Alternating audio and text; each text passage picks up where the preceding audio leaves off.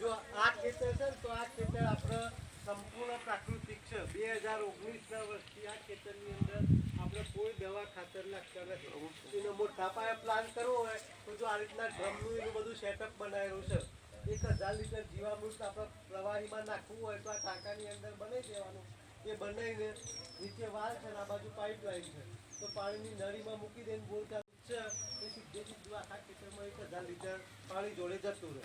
પેલું બાજુમાં ડ્રમ છે તો એ ડ્રમની અંદર આપણે બેક્ટેરિયા બનાવવા હોય, બીજા કોઈ 10 પાણી અર્ક બનાવવું હોય તે બધા જ